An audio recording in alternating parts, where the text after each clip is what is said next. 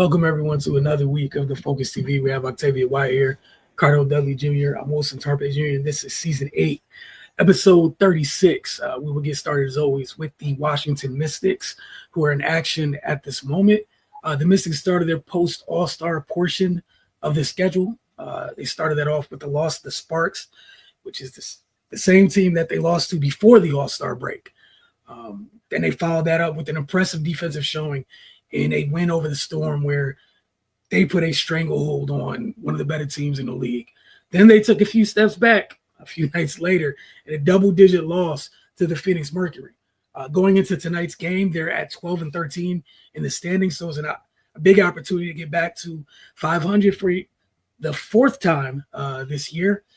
But if you missed any of the past episodes of Mystics Outlook, feel free to get over to our Roku channel, check out those recaps. But tonight we have a pregame interview that was taken before the Mystics got into tonight's game with the Chicago Sky. Ray is up at the arena. He spoke with Mystics center Shakira Austin. Yes, Raymond Lyons with the Focus TV here with Shakira Austin. First things first, happy belated, man. Thank you. Thank you. Leo. Tomorrow. Oh, happy early birthday. Thank you. This is the most games you played in the season since your rookie year, man. How does it feel just to be out here hooping? It feels great. I've been waiting for this since my rookie season. I know I'm going into year 4, but I've literally only played 2 full seasons. So shut up, bro. So I'm just excited to be out here and just continue to learn and just show everybody what they've been missing out on.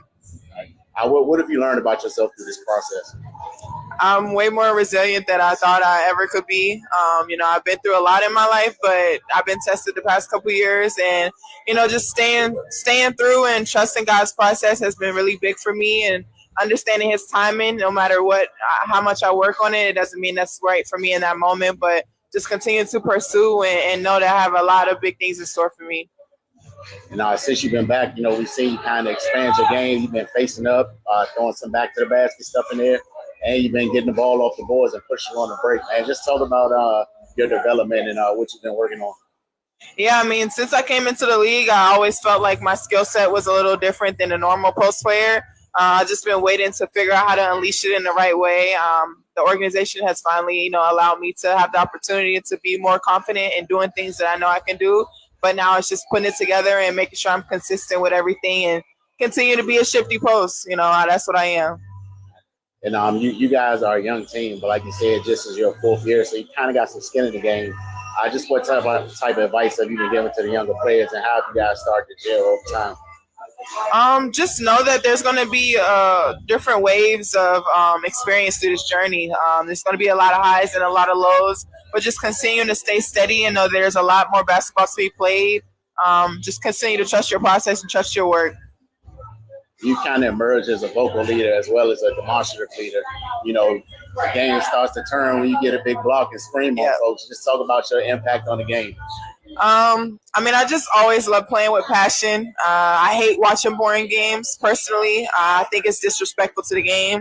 So for me, I just like to bring my energy, put on a show. That's what my dad's always taught me, is to entertain and play towards the crowd. And, it's fun. That's what I want to give to WNBA. Cool. Thank you. Appreciate it. Thank you. Appreciate Ray, as always, speaking with Mystic Center Shakira Austin.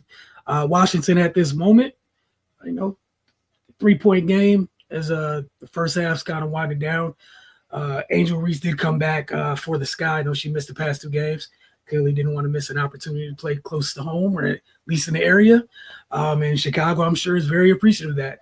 Ariel Atkins is not playing in this game, so don't get a chance to see the former Mystic. For Mystic Outlook, folks, we will see y'all later this evening at the conclusion of that game. All right, Cardell, we got a lot to get into. It's that wonderful time of the year where it's a little bit slow before the ramp-up period. Octavia and I were talking last week before the show, like, when did we want to really put the NFL segment back into the mix? We decided week 1 of preseason, when actual football begins, because y'all are going crazy talking about one-on-ones and 7-on-7 in camp. Y'all need help. We're going to let y'all take some time to think about how you haven't been acting correctly, and we'll get back to y'all in due time. But Cardell, where we start? Yeah, y'all expert analysis on the NFL will be needed tonight because there's a heavy dose of it, man. It's a lot of a lot of topics to discuss, but we're gonna start on the NBA side. We're gonna start on Take It or Leave It. First up, man, Shaquille O'Neal. We all know he's no fan of Minnesota Timberwolves center Rudy Gobert. He oftentimes has a lot to say about not just Gobert, but a lot of big men in the league currently. But he obviously has another another gripe with him. He continued to discuss Gobert on the latest episode of his podcast, The Big Podcast, providing further details for his dislike for Gobert. Quote, "I effing hate Gobert," Rudy O'Neal said. "Because of that mother, he's making $250 million and he doesn't deserve it, dog. As the president of the Big Man Alliance, you making big money. Play like an effing big man. That's it. Play like an effing big man. Throw some bows, knock some people out. Don't be little white dudes from Denver dunking on you and talking ish to you. Then you got to grab them by the neck at the last second. Come on, bro. If you're going to ever be big, get paid big money, play big." O'Neal followed up his strong critique by issuing an unusual promise. Quote, "If Rudy Gobert gets in the Hall of Fame, I'll wear this dress to the mother effing ceremony." Two-part, man. Just take it or leave it, or two-part. Where one, do you agree with Shaq's analysis on Gobert, stepping it up? And do you feel like it's just old and played out that he keeps coming at Gobert every so often because he's made a lot more money in his NBA career than Shaq did? I'll say we're going to start with you.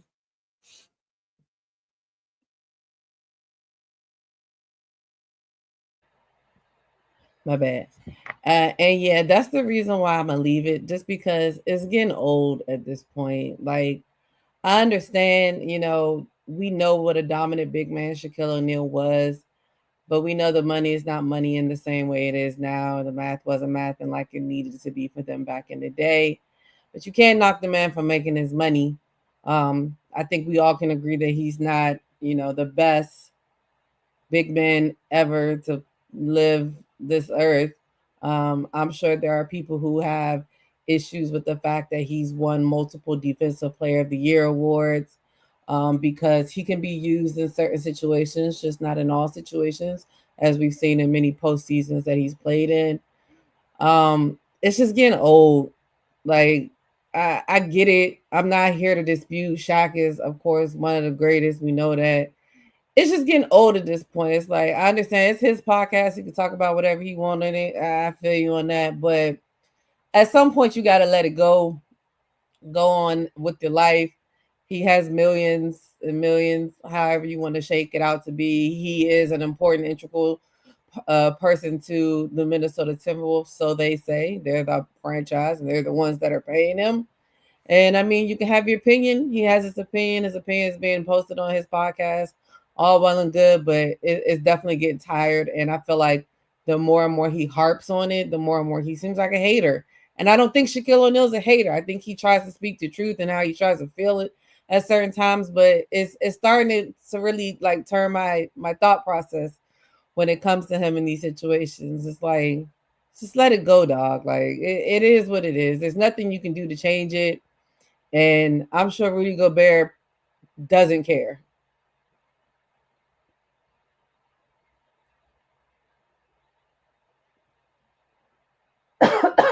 Wilson. Yeah, I take the part about, we all know the things Rudy needs to get better at, man. All right. Like, I'm sure the Wolves would love for you. Like, look, there's probably like 8 to 10 points a night he leaves on the court because he struggles at times. Just to, sometimes they dump the ball down to him when people are attracting to it, whatnot. He doesn't always catch everything cleanly. We have those, series or nights during the year when he's catching the ball cleanly, he makes teams pay for it. The problem is it's inconsistent how often he does that, right? And sure, that's an issue, cool. But like, for me, it's just like, all right, Shaq, you were messing with Dwight like forever. You're messing with JaVale like forever. JaVale got a couple chips, finally left him alone. Whatever it was with you and Dwight, I guess y'all, I saw them laughing up on the podcast, saw clips. I never hit play because it was corny. It looked corny before I hit play. I'm sure it was just as corny if I were to hit play. But all of a sudden they're cool or whatever. But even that was annoying. Like, I could get some of the stuff with Rudy, but with Dwight, what were you really upset about? Dwight played like Dwight was a physical problem on the offensive end. Dwight was never, oh, I'm going to take jumpers or whatever. Like, it was drop step, all types of jump hooks, and trying to bury people in the rim for a good chunk of his career. So, we saw you get mad about the Superman thing. Super stupid, petty, corny. You're one of the older guys that makes it hard for the other older guys who really are fine to just tell the truth. You just do entirely too much. And then I really got to leave it on the wearing the dress to the ceremony. Like, just don't go. You don't like him. Why would you go? 2, if he does end up in the Hall of Fame, why would you go? Like, I still don't understand that. Why would you go? You really would do that to kind of take whatever shine away from his day. Like that, there's something wrong with you in this case for that. It just shouldn't be that deep. Yeah, this stuff really needs to work on. Cool. All bigs are not going to be you, dude. You were one of one. Everyone doesn't look like you. You were running through center. Teams had to put centers on their roster just to die every night. That's your experience in the league. Everybody's not you.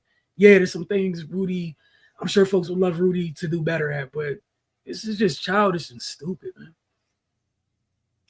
Yeah, I'm definitely gonna leave it. I mean, obviously some truth to it because some things Rudy need to go and work on, specifically just his hands. That's a big part of being a big man. You gotta be able to catch the ball in traffic and be able to power up and finish and make plays, rebound and all that.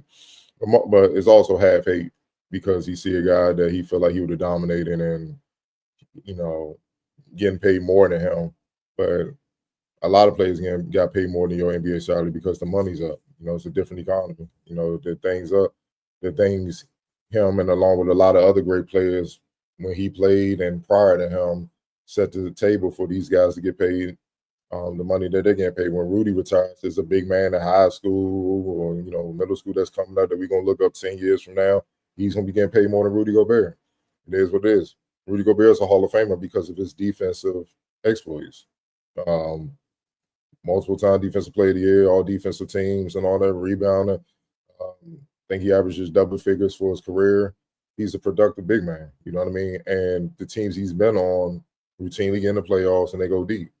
It's not like the man is out here averaging like 4 and 2 at 7-2, barely can get in the game and stuff like that, man. You know what I mean? Yes, he's not Shaq. He's not one of the top big men to ever play the game, but he's still an effective big man.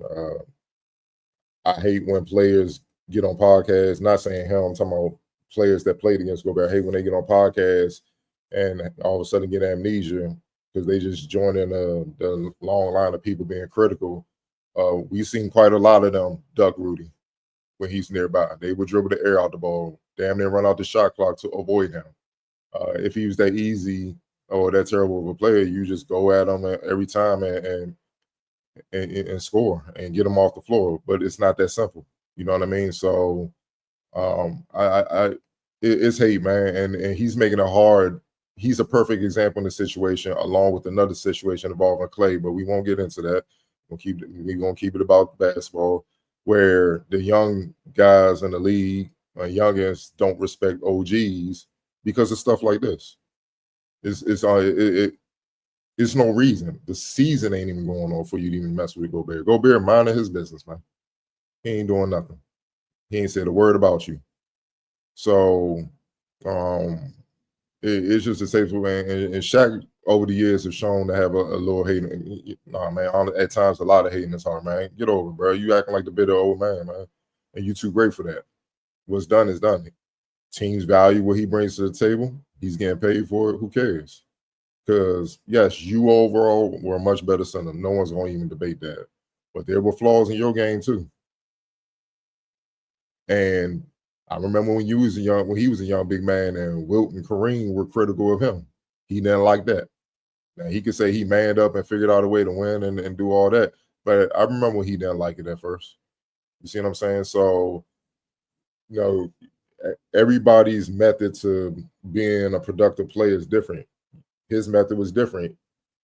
You could be direct with him, blunt, hardcore with it, and he'll be motivated to go out there and literally break rims and bring the whole backboard down.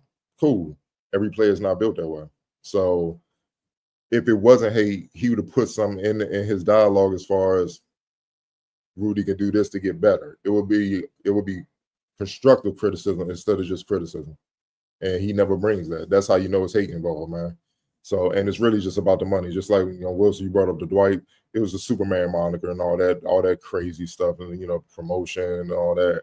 And he felt like Dwight was jacking up. We know what that was. JaVale McGee just became the butt of jokes, and it was funny. He jumped on that, but he was hurting that man's career. And even JaVale's mom, Pam McGee, like they had to get involved, like, yo, behind the scenes, like, you got to cut that out, because NBA front offices are really thinking he's just some goofy player, and it wasn't. Like, you got him a couple times to shackle the food, but it kept going. And it's like, you're literally hurting his career. And it's making teams are hesitant to sign because they feel like that's what his career is going to be. But it was anything but that. Then all of a sudden he get with Golden State and the Lakers, win a couple championships, and the whole narrative around it is totally different. You don't even think about that. So there's a lot of miserable people in the world, especially now with all these podcasts and social media. You got to be careful what you put out there consistently, man, especially with someone that's Shaq's stature, because when you do that, people won't take it and run with it just because they're miserable and there's some negativity going towards somebody, and you just piling on. You know what I mean? So my thing is, my thing is this: if you don't like somebody, just ignore them. Don't even speak on it. Like, it's better stuff to do, man. But Rudy's not some trash player that you just dump on and stuff like that. Believe me, there are a lot of bigs in the league that you can just be like, man, why? What do you bring? But he's not one of them. He's one of the top defensive big men that ever played the game. And that's why he's going to be in the Hall of Fame, whether you like it or not. And not just the NBA Hall of Fame, FIBA Hall of Fame, all that. He's going to be in every Hall of Fame, whether you like it or not. All right, we're going to move on. Go on the WNBA side. Hey, man, we all had to we all share similar thoughts when the Liberty brought on two-time All-Star former Finals MVP Emma Meesman. And that'd be mid-season signing. But Lynx coach Cheryl Reed thought about the Liberty's new addition, kind of nonchalant about it. When asked of her opinion on Meesman joining the reigning champs, Reed simply said she made the wrong choice. Meesman was reportedly deciding between the Liberty, Lynx, and Phoenix Mercury as her next WNBA team, marking her return to the league after 3 years abroad. Though the 6'4" Belgian argued as extra depth to an already stacked Liberty squad, Reed clearly thinks it's Meesman's loss, not the Lynx. The Lynx versus Liberty is rapidly turning to the W's next big rivalry. Obviously, man, we love it. It's going to be high-level competition if they are to meet up later in playoffs. Take it or leave it. Lynx head coach Cheryl Reed, like, hey, she messed up, not us. Thoughts, Wilson? Hey, man, whoever didn't get her was going to say this. All right, between these two teams. And if she somehow took option C, then both of them would have said she picked the wrong team. Like, come on, man. I get it, but I kind of hate when teams do this. When both of you are seeking said player, don't tell me they picked the wrong team when both of y'all were interested. Both of y'all were looking for her services to hopefully have her be another reason to put you over the top of the other team that was also vying for her talents, so they can help you get over the hump or keep that team at bay. So I just think it kind of like tongue-in-cheek type comment for Cheryl Reeves, but I take it just for the rivalry and what it means. Why not? I know they play this week. I doubt Emma's going to be here, but I'm sure Emma has a chance to play a big role in it if things shape up, like you mentioned, Cardell, later down the line. That said, both of y'all wanted her, so whoever didn't get her was going to have this type of response to me. But love Cheryl Reeves, hilarious. Octavia. Yeah, I'm taking it for the petty of it. It is what it is. I'm not surprised. I feel like Cheryl Reeves speaks her mind a lot when it comes to stuff like this. So I'm not surprised she said it. It's a way to save face to a certain degree. When it comes down to, we wanted her. Obviously, she didn't think enough of us to come play with us, and she wanted to go play for the defending champions, So I take it for the, like Wilson said, the art of the back and forth and the budding rivalry that we have between these two teams. It's good for the league as far as, pure rivalry. Like, I don't think there are a lot of teams that you can really just know off the top of your head like these two teams are rivals. So it's cool to see it in that way. But like Wilson said, like anybody who didn't get her would feel the same way because we know the type of player and caliber player that Emma Miesemann is. So it just sucks to be them. They just happen to lose out on this situation. Maybe if they win the chip this year, and another player of her stature or somewhere near her stature has a decision to make between the two teams, maybe they decide on the Lynx. Never know. Yeah, I'm definitely taking it just for the competition factor. Obviously she has people on both sides. Like Eric Tabal, who coached the Mystics, was a long-time assistant on the Mike Tabals with the Lynx. And then Tosh obviously won the championship with her and with the Liberty. And I think the Liberty has some of her Belgian teammates on the roster as well, from the Belgian national team. So I think that's why they won. They won over. Plus, I think at her age, she don't want to kind of be looked at as somebody like a primary option. I think she kind of want to be someone that assists things. And obviously with Jonquil and Brianna Stewart and all those ladies, INS school, she won't need to be that. But yeah, I like it, but what else she supposed to say? She supposed to say like, yeah, we really needed her, man, and all that. That's kind of, you're gonna have your team looking at you crazy. Though it's gonna be hard to go back in the locker room. It's like, what we busting our ass for you before that?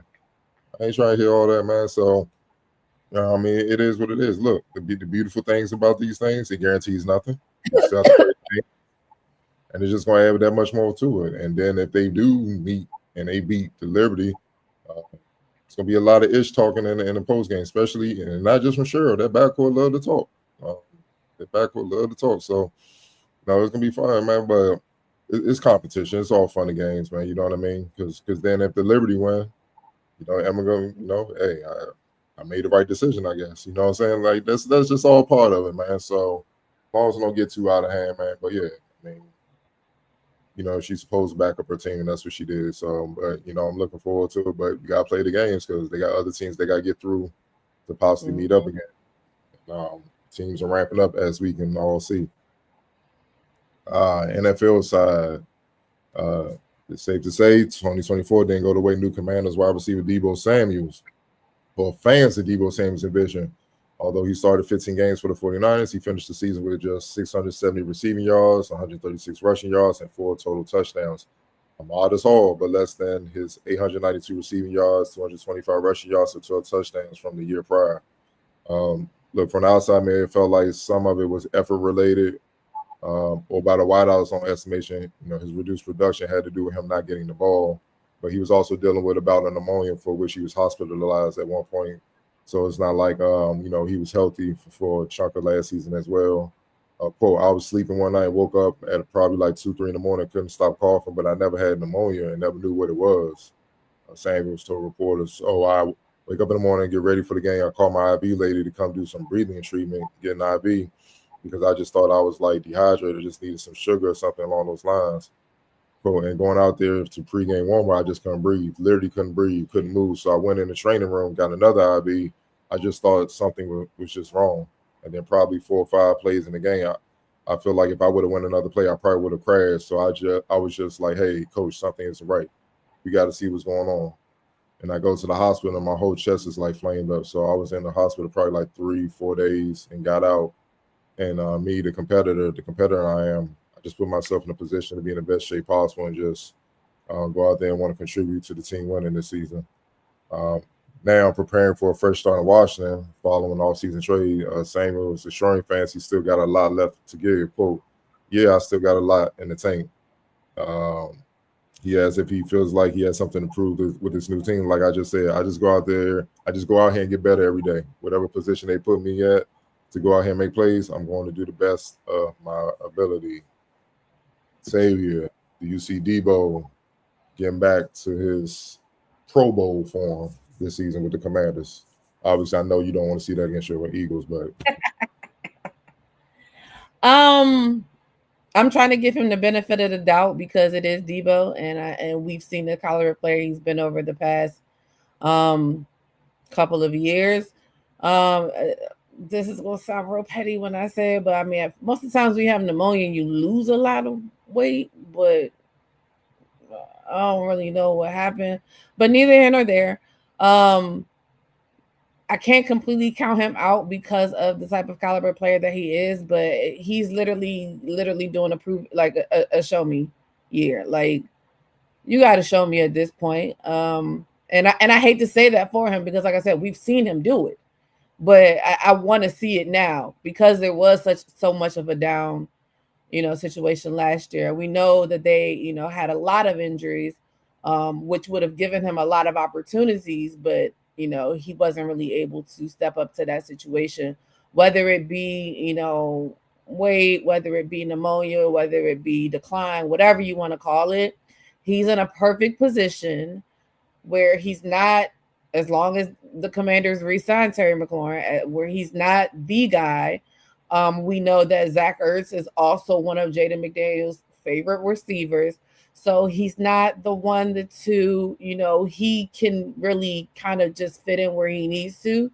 So he has a great opportunity knowing that the Commanders are a team on the up and up to prove himself. So at this point, I don't want to hear him say it. Like, he just got to go out there and do it at this point and remind people who he claims he still is. And I think that'll change the outside narrative on him because we know the narrative that everybody's been talking about when it comes to him.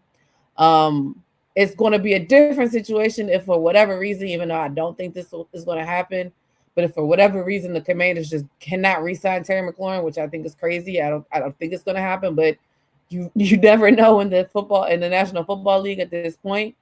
That will kind of thrust him into a more higher role within their offense, so that will put a lot of pressure on him. But if he can stay where he is as the number 2 wide receiver, maybe third option behind Terry McLaurin and Zach Ertz. I can't think of who they're Brian Robinson Jr. as a running back. They got some good pieces. And then, of course, Jaden McDaniels.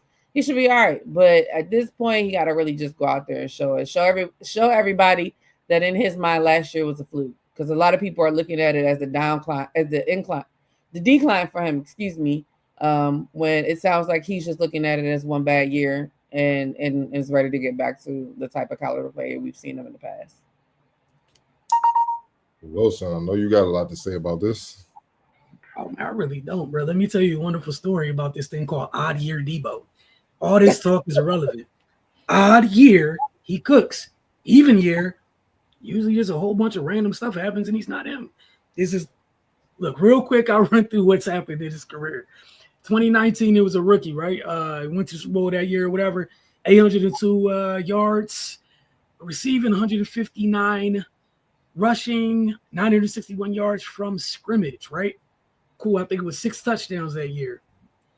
Wonderful. 2020, crash and burn year. Played 7 games, only started 5. Yeah, whatever. 2021, that's the crazy year when he took Jimmy G in that team and put the whole franchise on his little back and went nuts. And then Jimmy G sold later on that year. Then the year after that, struggled a little bit. I think kind of like they had him in that weird place with Jimmy with, are you running back, the whole wide back thing, whatever. Niners in the freaking famous for the long going contract negotiations. And usually every player that goes to one of those, that year that they get paid is like a throwaway year. Guess what year that was, folks? An even year.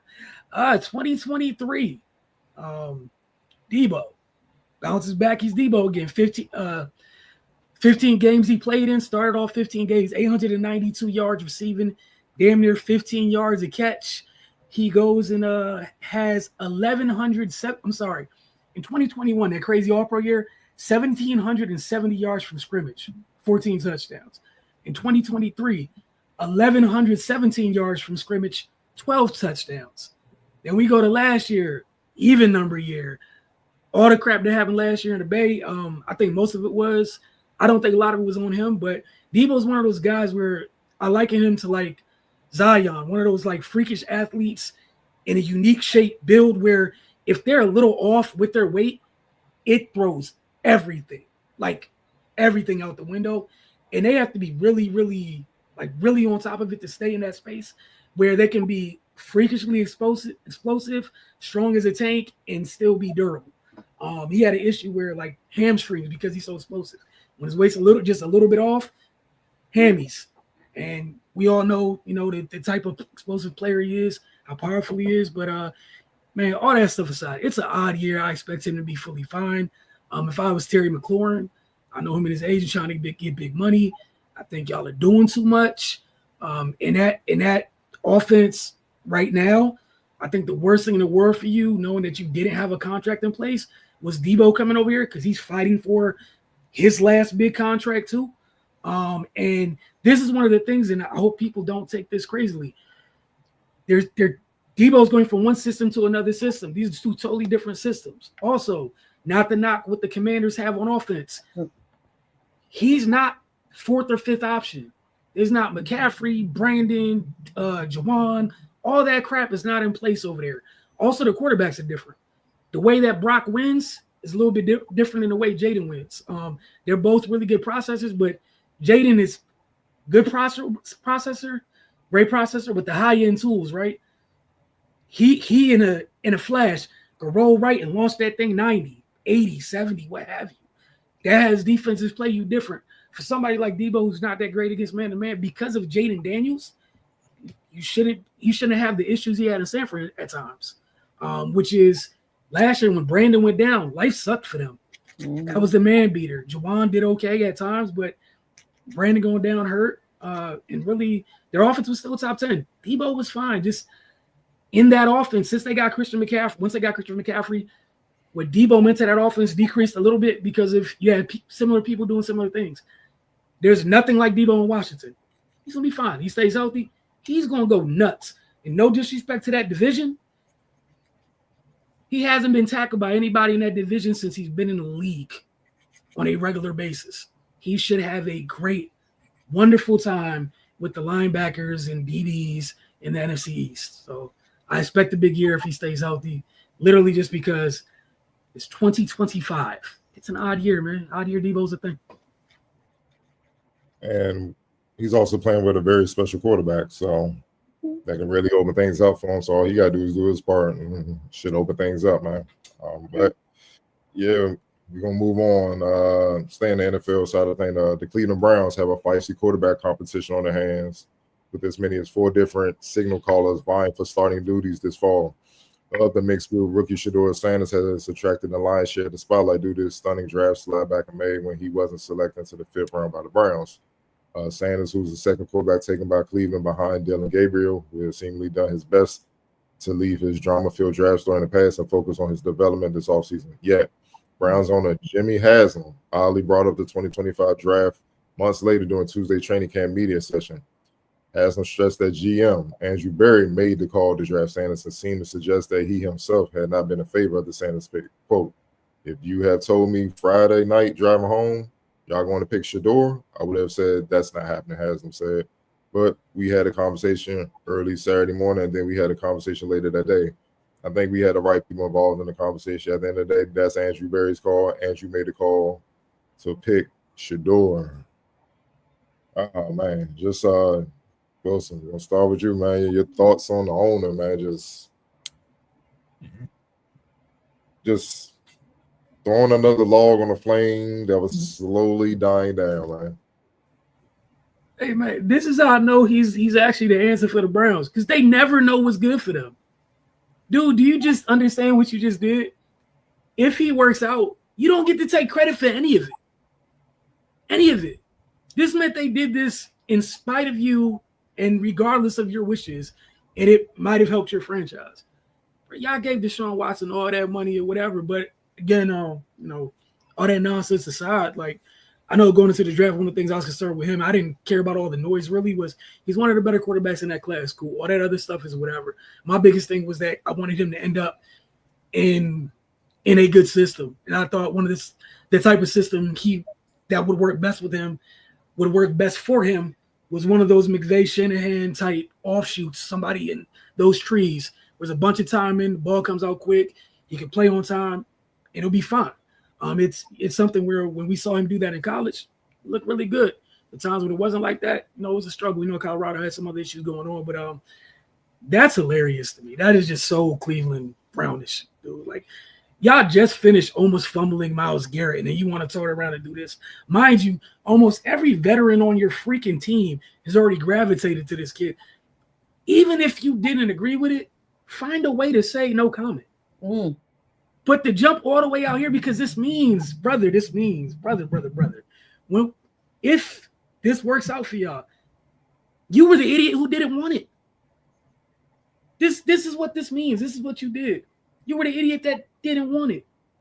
Mind you, your media team, your social media teams blasting him as if he was the number one pick since he got drafted. But that's another story for another day. But this is so Cleveland's Brown. This is why the Browns are the Browns. It's this. It's literally this. It's the jokes can't write themselves, man.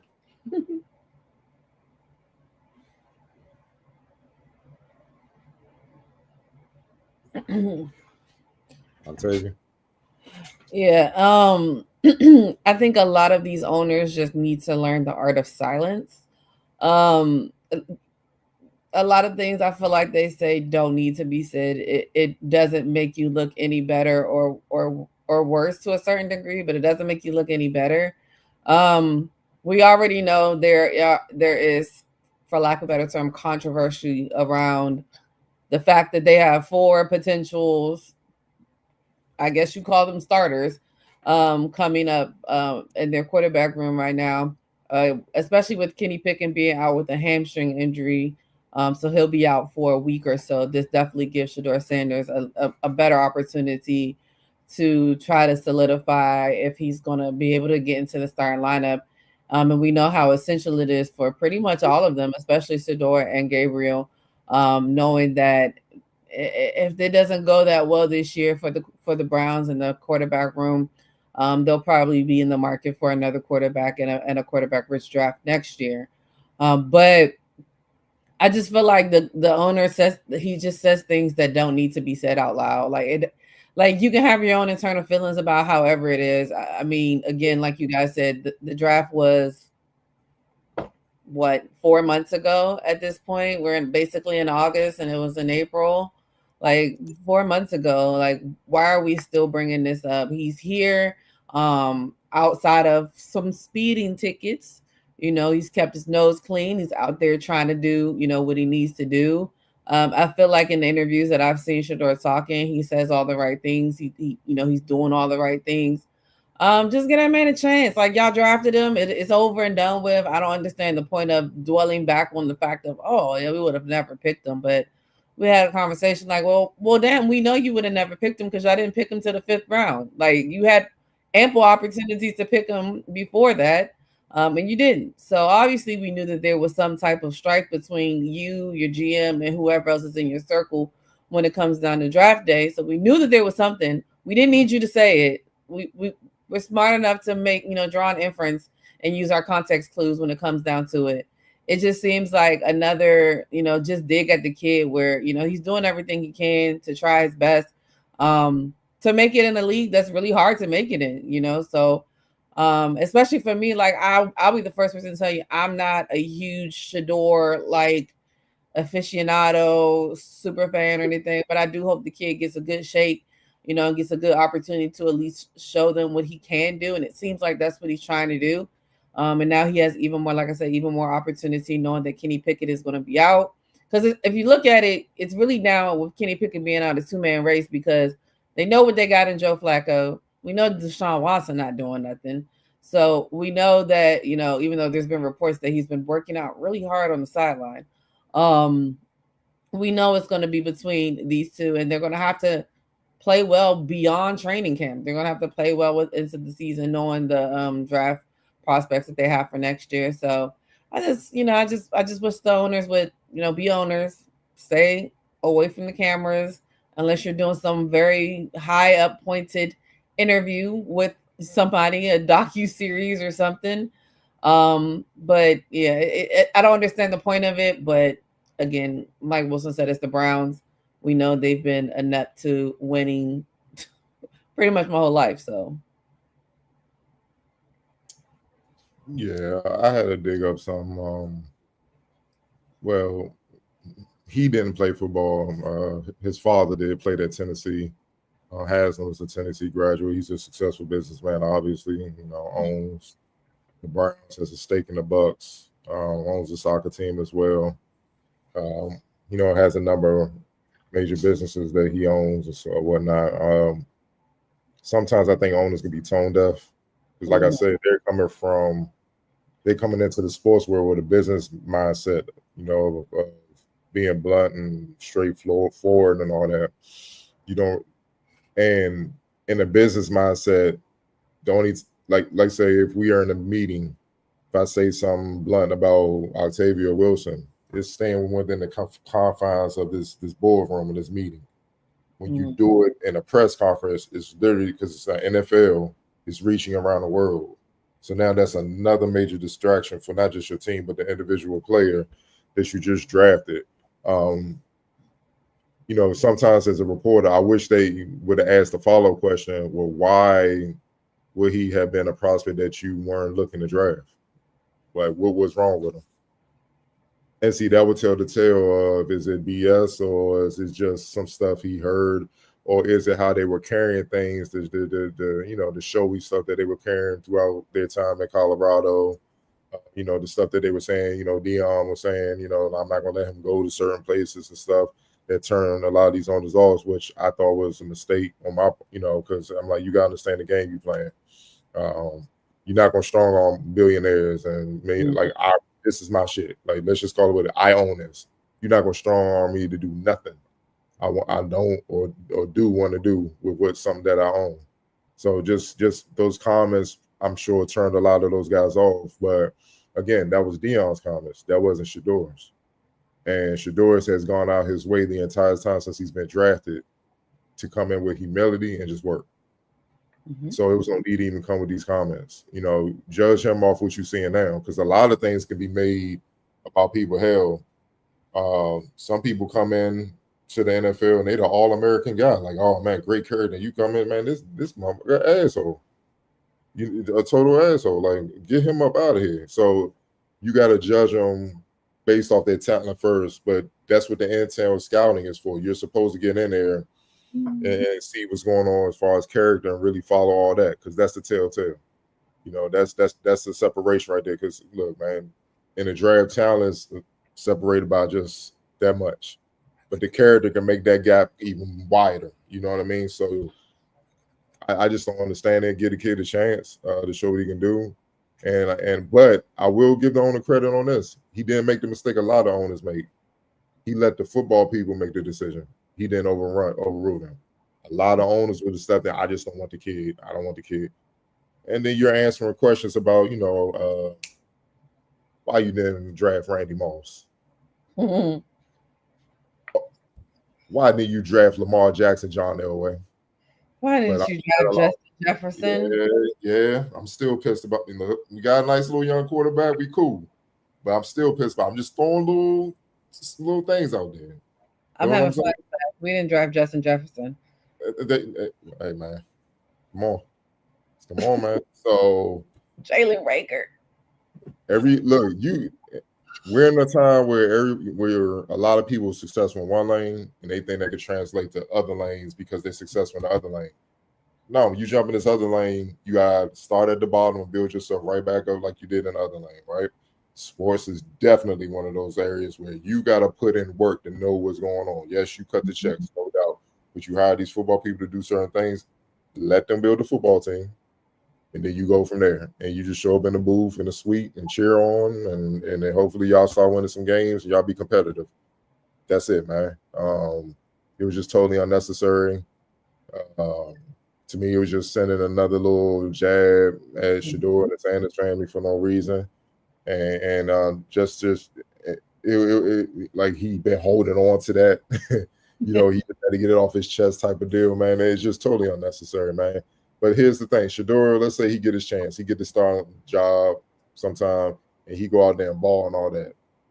We all know how this play out. The first cheerleader that's gonna be on camera is gonna be the owner. So how is Shedeur supposed to feel about that? Now he gonna be professional. Go ahead. know how we roll. We ain't with that fake stuff, bro. You know, we're gonna do it for the camera. As soon as the camera, all right, man, go about your business. You know, I'm like, come on, bro. I never disrespected you. So it's just unnecessary, man. Like he could have had a behind the scenes conversation on like, yo, come here, Shador. Look, man, there's a lot of things I'm gonna be real with you. I didn't like from what I've seen and heard from afar, but I'm gonna judge you off how we deal with each other moving forward. So all that's gone. Show me what you about now, and we fine. So ignore what you're hearing in the media, the noise. I'm judging you off what you're showing me from here on out, and then just move on. And you could have just came up there like, man, nah, man, you know, it's an organizational decision to draft the kid. We're excited about the group of quarterbacks we have, and we're going to let the coaching staff make the best decision on whoever performs best in training camp, and we're going to move forward. That's all you had to say. PR training, media training, Jesus. Yeah, man, it's real simple, man. Now, when you get behind, you know, eating cocktails with your folks and all that, probably a different conversation. But I put that out there in the media. So it is what it is, man. It's just unnecessary, but rooting for Shador. Hopefully he get a fair shot to just show what he got, man. Yeah. NBA, we're going to switch over to the NBA. Chris Paul, you know, he returned to the Los Angeles Clippers last week on a one-year deal at the age of 40. He is not set on this being his final NBA season. Paul instead told ESPN that he's unsure of his career plans following the 25-26 season. Quote, I don't know. I think throughout the season, at some point, you sort of figure it out yourself. It tells you more than anything this season, I would definitely enjoy it. I don't take this for granted. I've been wanting to get back with my family for a while to now have the opportunity. This was not a definite. This was not something that always comes around. So I approached it with so much gratitude. The former number 4 pick in the 2005 NBA draft, Paul is set to enter the 21st season of his career and second stint with the Clippers. He is one of the oldest players in the league behind LeBron James and PJ Tucker. But it's going to be cool. Paul told reporters of playing at 40 years old during his introductory press conference with the Clippers on Monday. Like I say, it's a lot of gratitude to still get a chance to play at this age. I've always believed in keep stacking days. You just have to show up every single day. That's what I plan on bringing to this team. Do you see Paul playing beyond this season, and what impact do you see him making with the Clippers, who low-key have made some interesting additions to their roster to be in the mix, to make some noise this upcoming season? Octavia, we'll start with you.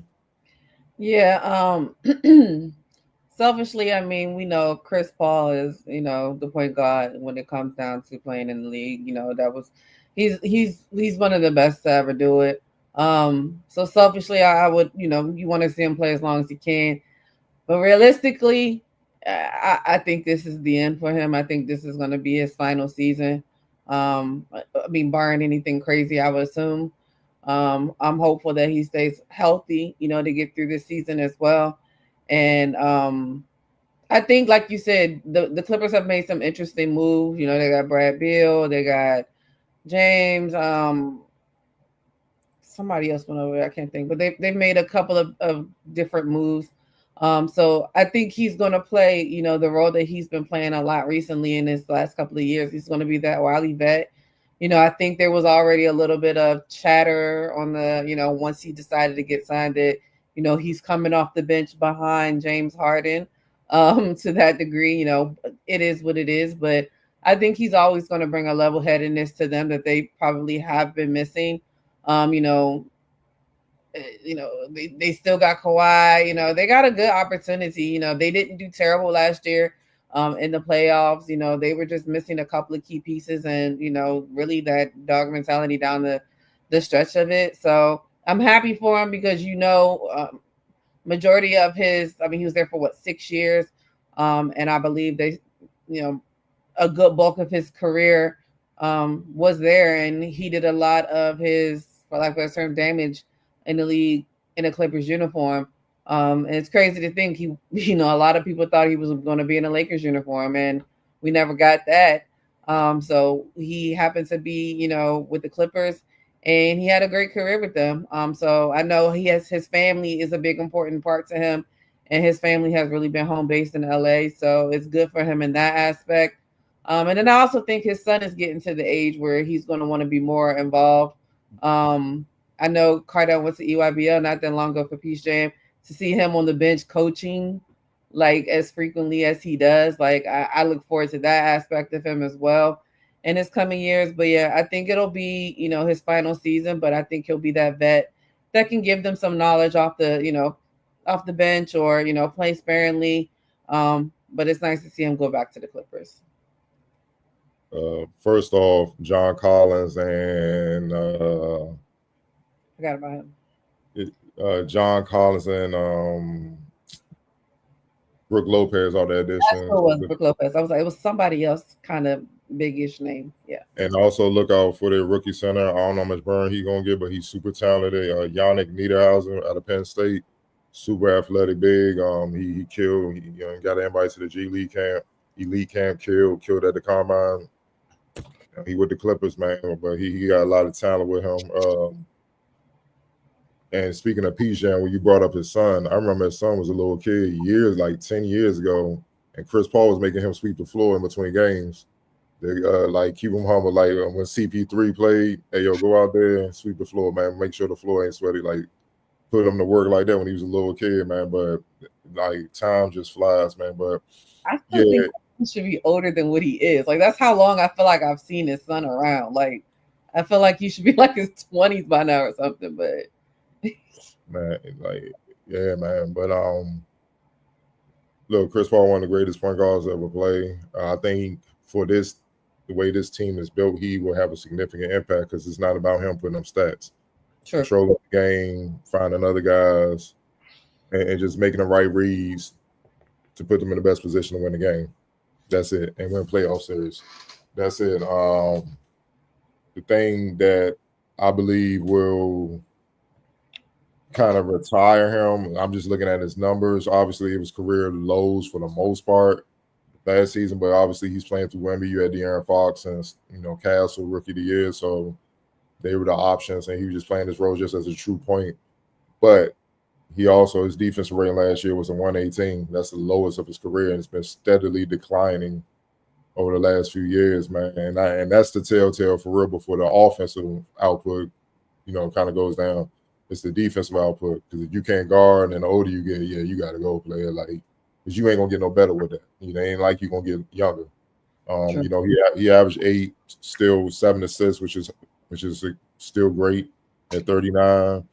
3 rebounds, 1.3 steals, only 1.6 turnovers, but he shot 42% from the field. So that tells me he was struggling to finish inside, but he shot 37% from deep and 92% from the free throw line. So, and he was only taking 7 shots. So you shooting 42% on limited shots, that's just tough. But like I said, the other facet of his game is still efficient and all that. It's just a matter of can he hold up where he could be on the floor enough where teams won't try to pick on him with younger guards, man. Because that's gonna be it. Like I always say, that the league is ruthless when you can't guard. And he's been one of also not just the great.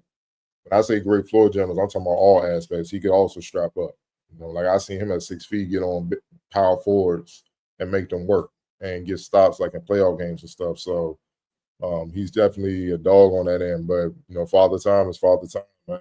You looking out west, man. You get in a playoff series, you got to deal with Ja, or you got to deal with Jamal Murray.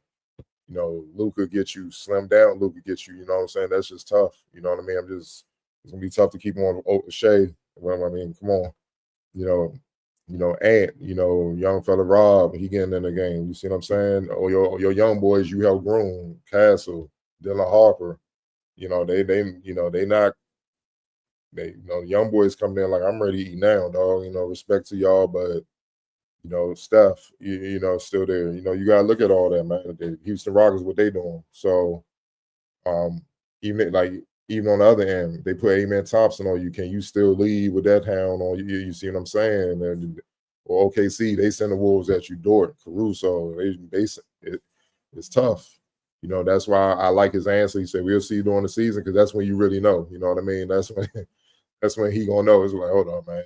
I know when I was, what Shannon Sharp say, I was hell when I was well. That's what it's going to be. Like, I know this dude that couldn't get in the game when I was at my prime ain't busting me up. And that's when you're going to know, man. But But luckily from him, he's not going to have to be in that position too much. I think Ty Lue, being a point guard himself, he'll understand the signs where Chris ain't got it. And that's why you get Brad Beal and all those guys to take the load and all that, man. So, we're going to see, man.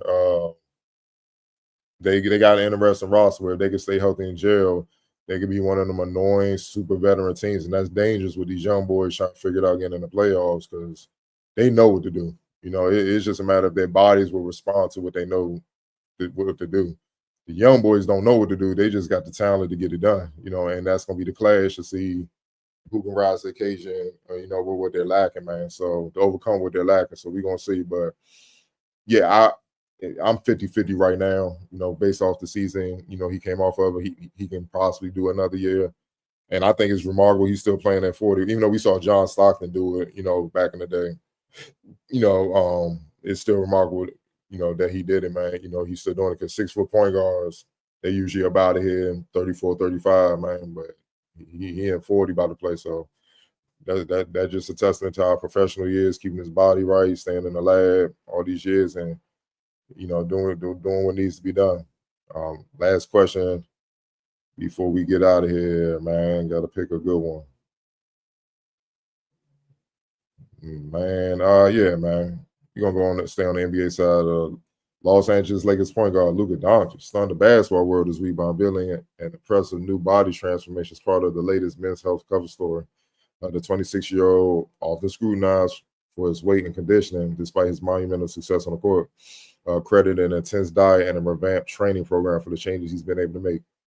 You can count Magic Johnson, former Lakers star and current basketball Hall of Fame, among those fired up about Doncic's offseason overall. He posted on Twitter and wrote the following: I love how Luka is showing his Laker teammates how serious he is about winning the championship in Los Angeles by transforming his body. Thoughts on Luka, Slim Luka, coming there looking like the best shape of his life, man. Wilson, what does it mean for the Lakers and what does it mean for the league? For the league, he about to be hell on steroids, man. He would think about the rookie Luka having that his full range of athleticism, except with the increased muscle, right? So this is what his body probably should have looked like for the last 3 to 4 years. But whatever happened, we're here. For the Lakers, this is why you made that trade. This is why, hey, old man, it's a new sheriff in town. This is why it's his team. This is what you're paying for. This dude's one of the best players in the league when not fully healthy. I can't wait to see what it looks like in this level of shape.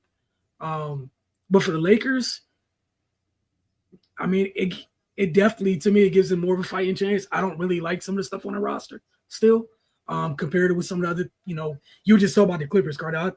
You want to talk about a team that kind of like insulated itself for having old players.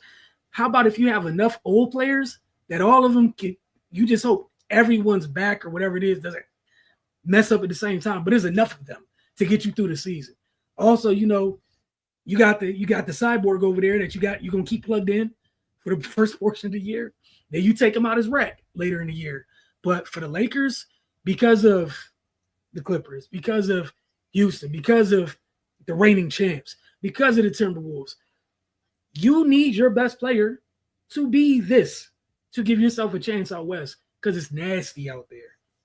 It's disgusting out there. But I can't wait to see what it looks like, because dude's amazing. It's just, come on, man. And now there's no excuse for you not to play any defense. You lost what you were carrying, sir. So now it's a choice. If you don't do it now, after this, it's a choice. And that's a whole different discussion. But yeah, he needs to be in tip-top shape to try to give the Lakers a chance to, hey man, to do what they need to do out west. It's nasty out there. Teams are not playing. It's disgusting out west. Everyone got bigger but the Lakers out west, like everybody. You talk about the Wolves, their young fellas last year sitting there chomping at the bit. They ready to jump in and help. Their lead guy is still a young fella. Shea and them still young. They just paid the 3 of their dudes, and their extensions don't even kick in. They're so young, their extensions don't kick in. They got pending extensions. You don't think DeAndre? You don't think Ayton and Jackson Hayes enough, man? That's what I was about to say. They got DeAndre Ayton, you know. I've done a really good job today. Y'all not gonna bring me there. I'm gonna continue to be where I was at. I appreciate y'all's attempt. Luka needs to be able to average damn near triple double to get his team what they need. What was the time remind you in case you forgot? That's all. I knew it was there, and I was doing my best to talk about the rest of the West got bigger without shaming the choices they made in their front court. That's their choice. They're grown. But yeah, I like this response. I wish it happened a couple years sooner, but this is a hell of a response after what happened this past year. You know, you didn't want to leave Dallas or whatever. You get shipped out. People talking crazy about you. Some of it to your own. Some of it you know, to your own. Hold yourself accountable. Your way should have never been where it was. But that said, yeah, man, I can't wait to see it. I can't wait. Again, you've been a top 5, top 10 player in this league without being in peak shape, brother. I can't wait to see what it looks like. But yeah, for the Lakers, yeah, man, choices have consequences, whatever works, man. But I'm happy for Luka. I'll tell you. All right, so I'm gonna start off being petty. Somebody give his trainer's number to Zion because this is what we've been waiting on Zion to do as well. But neither here nor there. I'm excited too. You know, I want to see what it looks like. I think that's the hardest thing for us as fans of the game is that we saw what he looked like in a different capacity.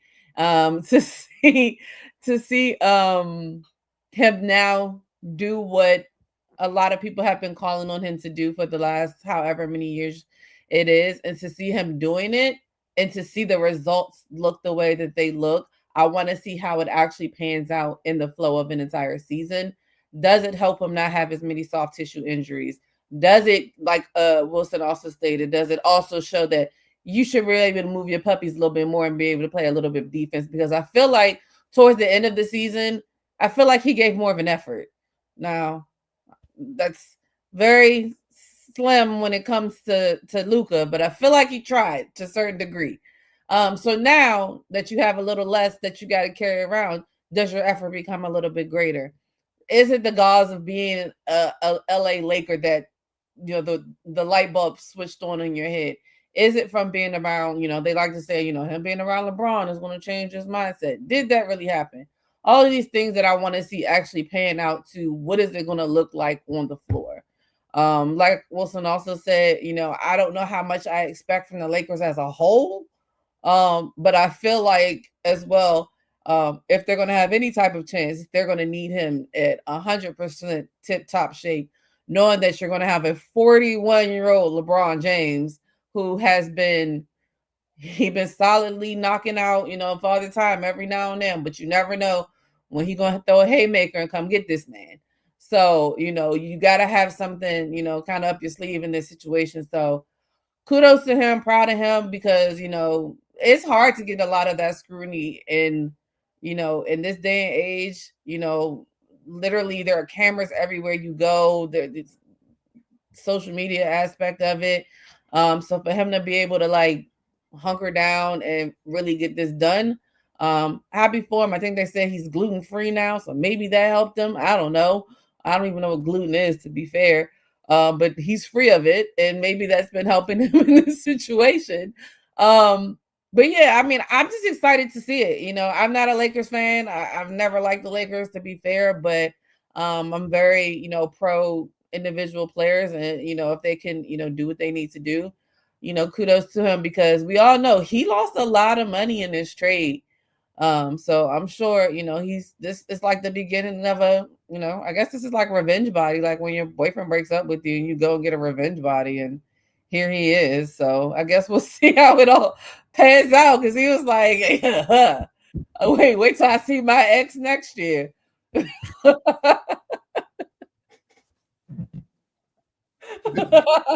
man. Wow, that's a hell of an analogy, man. But yeah, Larry Legend Jr., man, y'all know I like to call him that. That's 28-7 out of shape, bro. That's tough. And he ready to go now. And the reason why he lost all that weight, he been doing 2 days fasting. So he's not eating and going to work. So he dropped weight quick. That's why you saw like early the summer, June, May, he slimmed down. The thing is, the thing is, everybody kind of gets slimmed down in the summer. You know, you doing your thing for the most part. The thing is, when the winter hits and you in LA and stuff like that, keeping the weight off then, because it's easier to get the weight back on because you're not practicing as much. You're traveling. It's cold. You tired from games, so it's easy for you to make excuses like I ain't doing this no more. I could skip steps, and then the weight will come back on. And then the habits he, you know, with his eating now that he kind of got away from, like no alcohol and all that, he's going to have to stay away from. You know what I'm saying? And it's a grind of a season, man. So, you know, that's the telltale of how real serious, you know, he is. We're going to see, like I said, during the dog days, the end of December, January, when everybody just dragging in the All-Star break, and then they get their second win and make their playoff push. But with that being said, if he's truly committed to this, it's going to be bad. And I'm eager to see that first game against Dallas. Like, not, I mean, he messed them up like that was just, he messed them up a little bit last year, but I'm like, you know, with Cooper there, oh, this is my replacement. This what y'all was okay. Like, not, and he into, like, it's not without the realm of possibility to see a 60 triple-double type like from him, man. Like, he's capable of that. A few of those a season, because he's not even in his prime and he's just 25. And that's the thing, man. So with the way he plays, it's like Shea in a way, but he's bigger than Shea, and he manipulates better. He's a better passer than Shea. He manipulates the pick and roll, and defense is better than Shea. Shea just lives in the mid-range better than he does. He hits you from all three levels. Like, it can be bad, man. Like, bad, dog. So I'm eager to see it because when he on his game, I'm a fan. Like, I call him Larry Legend Jr. and I don't call him that lightly, bro. Like, that's big time respect because you ain't about to just call any overbody Larry Bird, but he's the closest thing you got since him to that. You know what I mean? And it's not because he white, it's just how he plays the game, not being the most athletic. You know, like, I mean, it's like Bird. They try to say when you're not athletic because you're not jumping out the gym, but athleticism is used in many ways. So he's a good athlete, and even Bird was. They just used it in different ways. But what he does and how smart he is and how he manipulates defense and how he's playing, and he's the ultimate chess master. He's 3 or 4 steps ahead of you. Like, if you ain't on point defensively, it's over for you. He can make it, like, he can get 25 and 30 in a quarter. We've seen him do it. We can see him get triple-double and a half. We've seen him do it. It can get bad. So, and then if he, with his improved conditioning, if he's able to apply just half of the impact he has on offense to defense, yeah, it's a totally different ballgame because he's crafty with his hands. Like, he'll get timely steals and stuff like that. It's just when they lining him up and going ISO, that's when he has trouble. But when in the passing lanes and helps our defense, he makes plays. So now if he can hold up in isolations and one-on-ones, yeah, man, it could be bad. Like, he could take a team out by himself consistently. You know, especially now he got the condition and doing it, and him, and he don't get tired. He don't get, yeah, it can get bad. So I'm eager to see what this translates to into the season, man. It should be fun because now I'm sure the other guys, they done see this release. Now let me go step my game up, dog. Because I see what Luka coming with. Okay, he ain't about to be doing all that to me, dog. Like, that sense of it's a ripple effect. So if you ain't on your game, it's gonna be bad. You're gonna be all over the place getting torched, man. They're gonna be like, you should got, and then what everybody gonna be saying about you? Should have got your ass in shape. You saw he was in shape in July. You should have got your ass in shape. That's your fault. So I'm excited, man. I love his game. I love watching him play. He's one of my favorite players to watch, man. So should be fun to watch, man. Right. If you ever, I think, like, you know, sometimes you go down like YouTube rabbit holes. I think I was down one like last week watching like rookie Luka clips. He looked totally different then, you know, in the last couple of years. I can only imagine what this level of shape is, like you said, Cardell. It's a great point about maintaining it. That's the biggest thing, is maintaining it. And if he's able to, man. Good Lord. Dude, that's a lot to deal with. Out of shape, winded. He's giving people work. Looking forward to the NBA season. And he's showing he's coachable. Because JJ Redick put it out there, you need to get in better shape. He definitely Because you gotta respect JJ for challenging guys like that. The whole team, like he just recently said that about Bronny. Like, you gotta get in better shape. Like, basketball players today don't understand the type of shape you need to be in to maximize and play and do stuff that you don't even realize you could do. That's when you know you're in shape. You're doing shit. You're like, oh, I didn't even know I could do that. Well, your body's equipped to do it, so you just instinctively try to do it. You could do it. When you're out of shape, you going to instinctively try to do it, and that's when you blow something out or tear something. Because your body like, I ain't ready for that. You know what I mean? And JJ understands because he's nowhere near as gifted as a Luka was as a player. But so he had to work for every ounce. And keep in mind, remember when Redick first came to the league, he did not get off the bench because he was out of shape. All he could do was shoot, but he couldn't move. He couldn't dribble. And he lost weight. So he can move without the ball, sustain, and light people up to be able to maintain an NBA career. Then he built up his handle to be a threat when they ran him off the three-point line. You see what I'm saying? Like, he was getting dropped. He couldn't defend.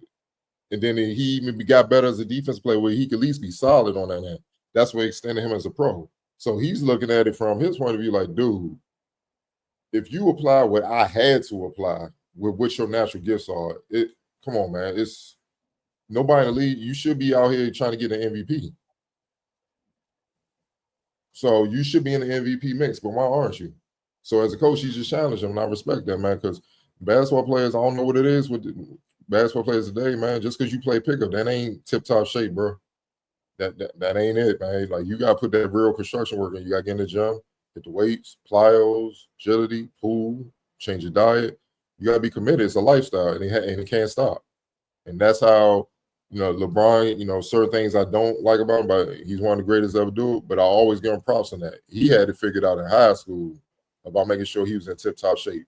That's why he's been able to sustain such a high-level play for such a long time. See what I'm saying? So without it, man, you're not gonna be able to maximize your talent, man. It's just simple as that. For sure. Definitely looking forward to it. Well, appreciate you guys. We will check in with you guys next week, same time as always.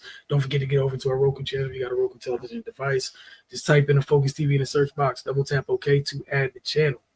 Mystics folks, we'll see y'all later this evening and later this week.